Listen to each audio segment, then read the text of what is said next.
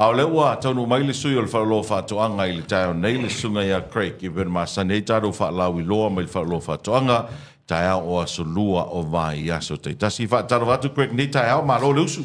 Tālo whalava, tālo wha, ia, i le nei tae au fōu, le tae au matangofia, le tae au tutoa. Ia au si tae au manino fo, ia i fufuang whai le ala usu le tae au. Ia i whaatalo whatu, ma ofolo whatu. E whai lau nei leo whatau waa.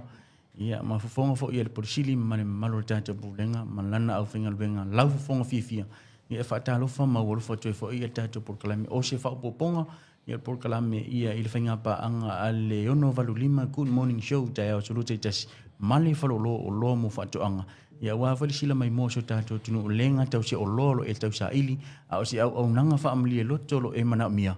Tali whalolo whaatoanga mo o iso o se atina e lenga tai sami, a uta fo i le vao, o vaenga uma ua tā pena i e whalolo o loa mo whaatoanga. E whaatalo whatu, ia ina i tātou ta māma tina matua lo lātou fo ia tāpua inga mau, tāpua ia alo ma whanau. Le uta ma le tai, o le alawa le tō mai ma le anga wa te tofi tātou te ngarurue. Ia whaatalo whatu tātou porkalame. Ia te o tō uma nei o tātou whaiwhi au mo lātou whatua lo o turi vai i le au ma le pō. Ia ua fui ia tātou tupulanga le wawa. Ia renga te ilia o tā māma tina. Ia ina ia maua se ola soifua malolo ina. E whaatalo whatu. Ia i le palimia voi ma lātou kāpeneta. Ia o lo o whaia ia tonu. Ia maenga uma tātou watunu. Ia e talo lava ina ia le anganga o tā maalang. Ina ia mwhaione isi tasi. Whain whaatuntun fulau, ia vaenga uma, ia elenga teile. O le tu mainga leo se vaenga i whaafile muai, whaafingofia i whainga whiwhiringa su tātua tinu. Ia elenga teilea, o lau sunga, o tula e mele foi por kalame ne tula te ao, ma lau so atau, e sele, au le leo lau so atau ne tula te ao, toranga tau. Malo. E tapisa i ti munga male munga la. Ia lo whaatu mawina le momosi alo so atau. Ai se mori a. Ai se mori momosi a fua. Ole aku le mea. E ile whai whaatoanga e fia le toa i ngā tau leo e tātou le taimine o le timu. Moni. A e whai whaatoanga ma le whai tonga la au ai ngai le fia tele pe a timu tele. Ia au te loa o vaenga uma ia. E tali al whaaloa whaatoanga. Moni. O le ale whengata ma le whitai tunga lo ia i whiwhinga lo mawhau so se atinai. Maua vaenga uma tau timunga, tau laina, i le whaaloa whaatoanga. Tali lau mana o ngapera whaapeoro tau mate. E moni al tong fiti ai alua e mate i angofi. E ngata, e muta tong fiti. E maua whaelon tali. Ia vaenga ua mai whaatoanga, e whaaloa whaatoanga. Ia, e te ono iai, e se vaenga munmuli o le best harvest. Ia po se siri-sirenga manuia. Ia e tau ala mai lau atina e tau amatamata. A mata mai lava le amatanga, po le ngalue ina lau whaswhanua, ia po le tau amatamata ina lea, o le tāpina ina o mea whaingaluenga. Se ia pai al siri-sirenga manuia. Maua talit whalolo whatoanga moe. E le tatu special ene ro tau o le vaso se mvai tune, wa amata. Ia o le aso nafisa amata. Ia ai ta tala lava tatu whalau roa lea il to e tau nuu. O neo tatu pa anga whatau. Le ave o tatu pando pou. Pou, ia, le na tā ua. Le na tā ua tātou pou. Ua i matau tia alu tai tolu pando. Naun fia matala whalolo alu no. Fia ia pou tono le pando tas. A whaatau foi se fulu e fia le tau le aru e lua supasene. Lua supasene. Ia, a tolu se fulu. Tolu se fulu anga ilunga ua tolu supasene. Tolu supasene. Kua maa, ia, sorry. Ono le sirisila foi lea le pūlenga. Ia. Se i avatu ia whamama avenga su tātou tunu se tau fio ia le tūlanga leo sau anga e solo su ele oloa anangata. Awa e vatua ia whautuanga. E mātou te peon ta o tātou porkalame te leo asoma vai. Ele e se tau ngō fie po se tau ngata e tono whalolo whautuanga. A o le tau whaamali e loto. Fua ilana oloa anangata. Oloa na mai. Ia e last and longer. E si lia ma le se fulu lima, lua se fulu tausanga. Olo e whaongaina. Lea isi e lea. Lea isi e pala. Ia o tūlanga e ono, ia se pōlenga fo ili ni te uwhaaleanga ina ngōwhi. E le ma whaiona e masaru salu po. Lale umile la rana, le tato promotion lea. Lua vai aso le whaatau. No inga la vai aso nei, ma aso asau nei. Ma tato, lua vai aso le e puna, ma tato whaamati. Ia, ngā aso. A o saunga wala tato whaamati. Au te ilo e tu e include marpo. O na tau hao fia marpa ua hasi e singa ho ia tina.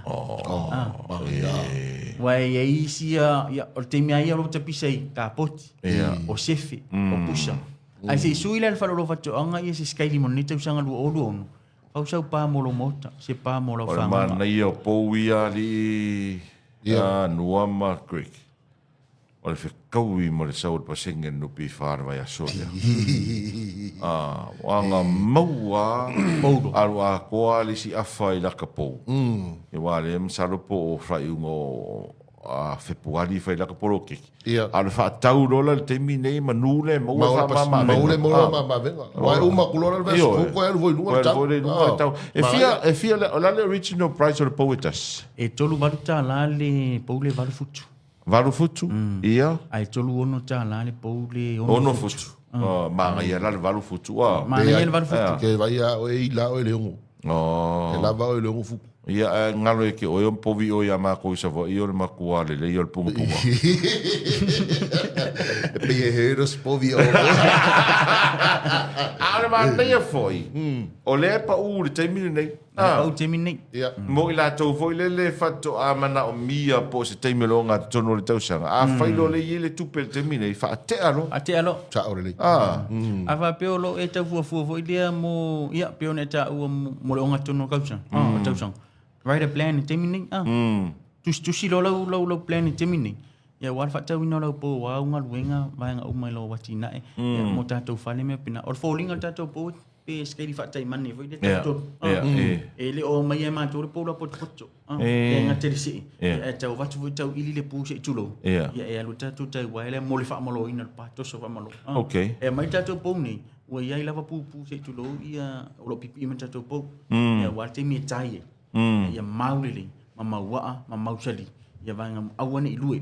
Awa o te mia e matangtanga ia tātou le tainga tātou pa anga i le pou. Ia o neva aido lea o le luenga nga e lue le ngata leanga le pa. Ia o le afa le ngaina e fo ila i le pou. Ia wai pa ui lalo.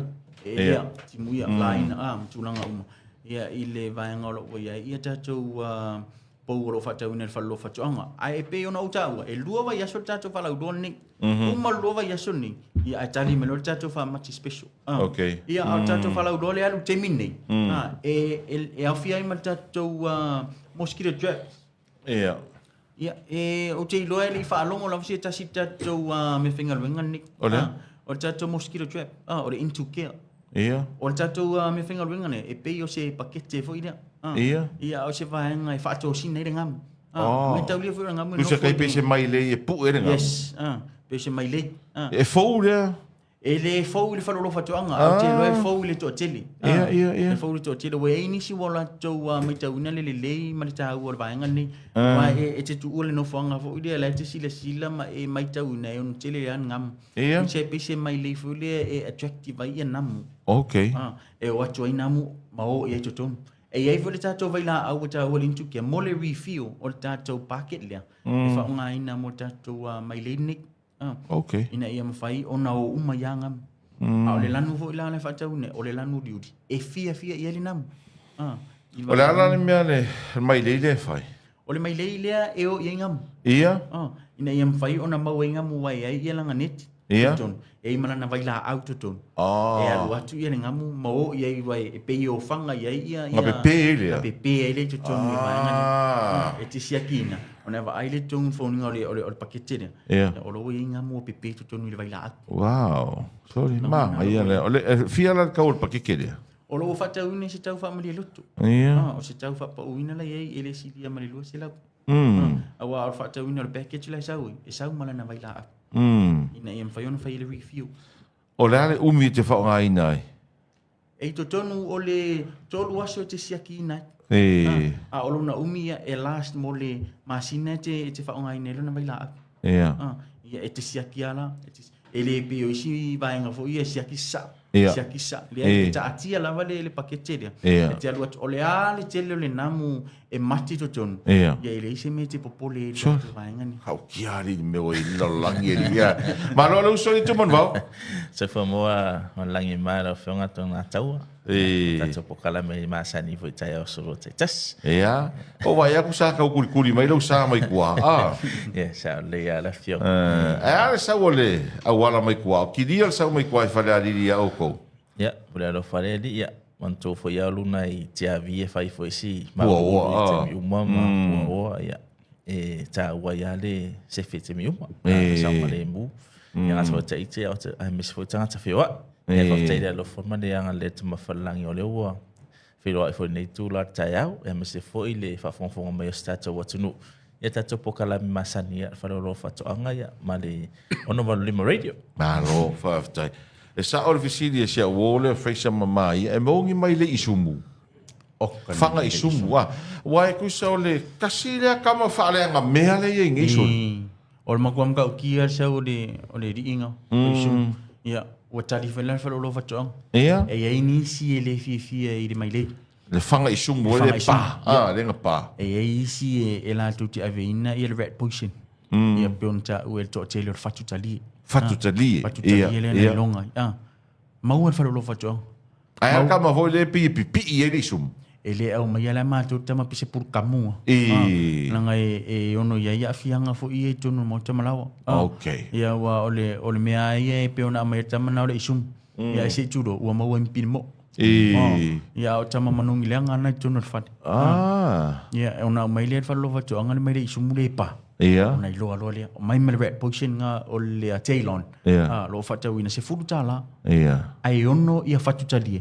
Ito tonu container. Ma tua benefitia oi me fuor vam talanga wa te o ni isi la to te tongi a to lava au ni isi la to te faita wina foi de e ta e pe nguti i media e ona tufa lo le e via wala to msalo mi lo te le e kama fa ang media isum ala wa ye foi e ta to red bait station o faita wina te mini e tu o to tonu i ta to tailon ia e faita mo le a wala kolosinga ka manga isum ang alwa ku hapingi tailon yang go ya lu le ona mate ro de ia te fon fa pi atu la vai le tato red bar bait station le so no le so ya creek ia pe se mai le foi na le tu wi nei tonu le vai ona le mo isum ia pe se fale foi na le fa pe le isum o se fale no fo ia ai la tu ia na tau mafala ia le ile tu langa na e fa onga ina na ando ele ngata foi le e se fe mai mo me ola okay ia wa ole tato station ne po le tato red bait station fa pe ona tu o tonu ia awani el watu lau pusi se tulo ia po le tai fau fo fa pe on tau ma faina le ia wa ona ia fa pe tu u fa le tonu ma le fale le isumu na le isumu la van fa no fie tonu el watu ma ia ma ona ngata foi le ia pe ole me fa pi ile sa no ia sa no se creek man to le lan le pilimo e tele ni o ta to fie me le pilimo onor pilimo ona te tau ma faina le langu te va ai ia ranga ta foi leo pepe manisi fo yo man ele man na ole pi i tu la kade ia po tu la ngana e se ama ye fa lo fa to anga ia ta to ele va enga le mo de tape ina le ta to isu ele ngata foi le ia man tele man no yo ni so ta to tato olo e mawhaion tine ia inseti. Inseti wha ala fua. Nea fo insau nolo se a Craig le tato intokea. Ia. Wai, le tato intokea le polpu e ino namu matapele namu. A wha pe te fia sila i le tele o le namu watape e le tato mosquito trap le. Ona e tangole wha o ngā se pai lo pai pa. Ona e tangole isa sa ai tuto. Ia le tatou vai le tonu le tatou le mosquito trap le na sila la i lalo e to ai le ululi mea uli fo ia na sila le tele malano i ole nam kero le si mea mua ngar kai mingi ole ngamu sa ole wa makau ki ale ngamu me le o i te mile nei ile tu sa fu el fama i foi le o tenki fifa man furula i ele opine o le tau aveina le manura nam o le tau ave nam fama ia la ave o ngamu anga ke mafua ia o vaenga na o tali fa lo fa to ia ile ngatala mo le vaila au le icon i fanga ina so sin seti tolo foi o le tato gloa ia mo le o le vaila au malo sina mo tato inseti mo fa folo mota ia mai fa ona fanga ia verandas ma me va pena o lau papa o moenga ia ma tele lava furniture solo o e masalo miolo o ia se inseti ia po se manu lo fa leanga ina o ngaina na tato vaila auna ia ma tato into kela mole ngam ia ma le tailon mole manu fa ala fuana le isu ele ngaka ile ngamu le o i te mile nei A o lisi fo i vaenga o mōri mauina o le tūlanga fo i le fili. Le mau i moenga. O le makuare anga whaia. A o whaalongo lai tala tangata i e maua ne mele o rātou whare moenga. Whamai o le mepi i ngofo le lau papa fo i le o le moenga. Yes. A me se mo moenga kuai fo i. E ngofo. E alisi ke mi ke whaalongo kua, ma ngesolo kingo, ma ngesolo tino. Whaapea o se nam. Ai mau e mo fili. O le pet box le si mea. Ia. Pet box. E long fia ngā le uanam. Ma le uar kama. O le uanam mo e pet dots fo ingan. O le uar kama ngai pape so solo paka peke allergic. O le se e mau la ia o tōni vai la au ki ngai a kamale. Ia, le mau ta tu vai la. O ngai na o le icon ia ma le klo. Pero tau. Ia em fa ngai na ta tu vai la au ni. E fa ngai ne ta tu longa po furniture na. Ia po ta tu mea fali. Ia mo le fa tu ngai no mo te malau. Ta li fa lo fa tu anga ta tu liquid nga em fa na fa ngai nai. E ulu ia ta tu vai la au tino le lau papa. Em fa una no fo le no fo anga lo no fo insit. Ona pepe mate le ta tu insitina. Te le swing on ne vai tau wa. Ia. O ngai me le yo o mai ngai a le au. Salo po le swing on tau. Ia mal tulanga foi o loa la o mai fafo. Ia, e pi mai ai. Tulanga tonu lavana. Ia, la aso ta te whaalonga au ni usila ma la Australia o me tano mai e meo fili. Io e. Io. Mai o fili. Ia, na ta mo ta se fiva se fili. Ar taimine. O fili ia fasolo. O fili ia fasolo a pole me soli. Ia, ale osa no le se creek. Awane ingalo. O la mo ta to wa vai la au ta o le klo. Na o ro watu fa ta. Ia, whiri wa i lungole. Nā whiri wa i ngufua, whanga atoa ia lau papa ngufua. Ia. Ia, na tuu ala ia lea mo stasi lua aso. Ia, na si wha auru vai la au. Ia wha apena wha toa whaonga. Tōru aso, tōru lang hapena. Hapena fo i moenga. Nā whiri wa ia whanga lau papa i le vai la au. Na tuu ala ia lea o le moenga. Ia, si whaonga lua tōru aso. Ia, kore whafo i aso. Awa mantua me tau vai la au. Ia, e te mana vaina pea e nofo ai, e te mana vaina pea e moe ai. E le ia le tuu se mea savili mwhai o na vave o na mango le vaila. Ia, o le wha i le tolu aso, ia, e whaonga ai tato vaila. Ia, ma pui pui mai foi tato, wana ngata foi le, ia tato maoto malau. Ia, o le si foi mea e le moe le manu i le moenga. Ai moe i le lau papo le potu. Pe e usu mai pe e saure povo ina le atiro te tino. E pato ato e malamala mo vota ya ato e moi o le poto. Me lanta wero sa ko e ta war fanga moen, to fanga mo ta to fati. Ma ave mo moenga ma fa malui fa fole la o le ai kianga ngai ro ma ku e ave fa fole la. Ave fa fole la. Ya e ta war fanga. Fanga. Ave fa fole la. Sola e se lo le in city mal menen no fo. Ya la ku no fo le sino fo. Me le tau ai alfa. Ai fanga ia pe. Ai fanga ia pe. Pingi ia market kama. Awangi ko ise wango ko sko ire dire ka. Pa wa pa singa nga ko awangi intercept wangane. Ya pa wa ina no dia. Ai ono uta tu tan no fa hanga vai da au. Ta wa lu sang le mu. Mali. Safety gear solo fa ta winner fa lo fa chonga. Ia pe o va hanga na ia e ma tau tele vi fo tulanga lo ia fa lo. Ai afa pe o tatu tan no tulanga lo vai la au ma so singa luenga e fia so sa watina e fia fanga ina se me finga luenga fa lo fa chonga. E ma tau te mo molina tu male fe au o lo saunga le mu. O le safety gear so a mata mai lava si lo do lo wow. Se ia pa ia le lo fio au. Ma wa uma ia va ngal fa lo fa chonga mo le puipuina le oi. Pu lo mo ngoluenga mafal pu lo mo le la o le matati o ata tulanga o le talifofonga. Ia o nisina o vaenga mo le puipuina o lo saunga le mu mailo mana vaina o le vaila au. O tātou o valola, ina nei pisia se vaenga o lo tino, o lo whatauina le whalo whatoanga, o lo waiai saise so lo whatauina. I tōtingi lima, red and blue lo waiai, ia le red back, ia o tamo vo ia whaonga ina tātou tinam, tamai tait whainga tonga la au. Ia o leise tātou vaenga tōtingi lima, o le leather clouds, whaonga ina, ia inisio tātou ngaluenga mafa. Tātou tōtingi lima ria, e lela bialo lima pe e tango se me mai. Peila o pa wai ale o pa povi. O le ale ma ai o pa povi. Ai tango ia le la velo lima. E o le sita tu ting lima no wai ia o le tamo fo ia long sleeve fo ia. Tu ting lima lang buang le ai PVC la. Yo tatu tu ting lima ia. Kama ia ko ki kia pe sau pe au. Sau wa mai la loi. Tau ri lungo. Ia. O le ala le susu o ngaluenga fia. Ile mawhai o na ati le susu to tonu. Awa e tawa le pe pa ufu ia tātou to tingli mana. Whaonga ina tātou ngaruenga. Ia ele ngate vaenga le kilingi. Ia a ole vaila aula ile tu sefe na mo tātou. Ile mawhai o na afia ia. Ala anga ia tu tātou a Cambodge. Ia ma tātou a safety ia peo nei longai. Lo fata wina fa lo fata anxious to inga sais. A tātou Cambodge la. E non safety list. Ai safety list. Winga fa mtalangal pitoi duma. E ua mea lis. Ai paulis. Ia winga nga mo kamu winga e lau Kamuka. Ia kamu wele I kol mau manga. Ia. Ngai ka ko safety na. Pule o I lau filfilinga. Maua I le tau family loto I lona quality lo I ana ngata. Lo fata wina I le falo lo fata ang. Sare lua fesili mau mai fai mai. E mo moe fo I fa malume I o fili. Pe fa ngana le vai la au le fanga I mo fa malu. La sau tali tu manua fa mol mol. Ia ole tatu vai la au lo mo I le falo fata ang. E le fanga ina I le I. Wana le lau papa lava. Mo o sima. E fai ona fa nga ina.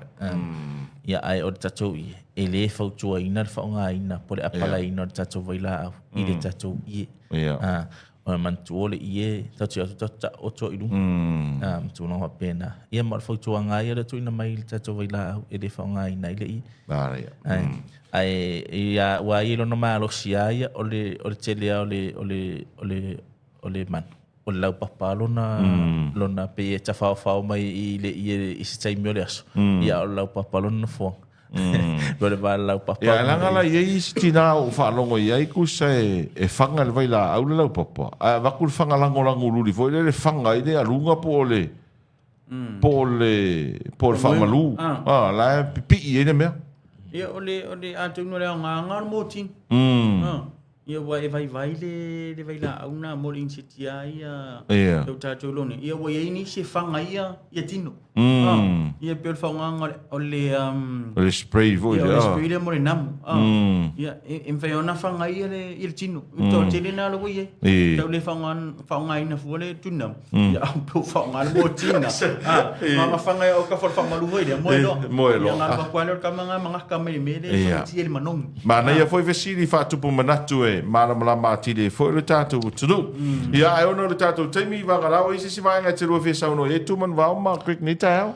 Awane ngalo tatu fa pto. Ia luas fu pasen. Luas fu man tol su pasen. Mara ia. Ole malo tatu tudu. Lean sa amataina ile ason nafi. E mantua ole va asfo la stona. Es tolu su matas. Fanga tai tatu fa pto. Fa peo e fa ngolongo mai ia a ingolo o lo ifafo. Fia fani na topoloket. Ia ninsa no ile sia Craig. Ia yo tanto wa oloa. Tolu se full pasene. Male lua se full pasene. Pe na te mana fa ni pa me to lo la fa pa lang. Le alo suo te fa te no ia pe te vilia te foi. Ia ile manto ofisa ia pe sili foi il vai ngon market. Ia mo la mta upu ia me se ia tanto fa ta te fa tu na tu social. Ma tu na tu. Ia se tarsang iluno le pulenga mal au fa ngaru. Ia e mo tanto fa to. Awane ngalo ia em fai tatou fai nga fa taunga lungo tatou sa mo market ia la tolo o la lampa pa au ia tunu mau fai tatou fa taunga I lungo sa mo market ia fa nga ina mai foi la onangana ia epiki na fa lo fa taunga pa wan me taua ia sa olo IT ia ma me uma ia fa pe onto ina mai ia amantua o tatou fa pito lo fa pe onto ina tu no tatou penga ta fa ilangi ia po le page for tatou fa lo fa taunga ia fa pe tu ina tu ilunga a fa pe foi ni official em foi ona e beriatu ile tatou page na ia ma totally matatou fa tatou no ai ol me mana ia o lo so ta ia tu telefone tatou tatou no isi polo ketia tu aing ale ngata ile o tatou tolu se furu pasen ia fa tatou no tatou ia bloketia aing it tono tolu se ile ba lua vaias ia tolu se furu po le lua se furu e tenga va ia ele fainga fa tau to atele la vale so so ani mo le mano tatou atunu ma wani imisi ia logo vanoa ia ile tatou fa pitolo ia le taimine ia ai mo le atulang fa tai ia la wafionga tolunga tau ia ngata foi ia le officer malu ia mo ma vanoa ni tula tayau mo tfolang fa tai le mano tatou atunu ia iso se vai ia ma ta foi le yo panga masani al falo lo fa ang ia mo ila tau foi tu wala tu fatonga ai manu ia tele nei aso Alo. ia ofisa ai ngata foi ia ngata po ia manu tatu tunu ia so i fo me manu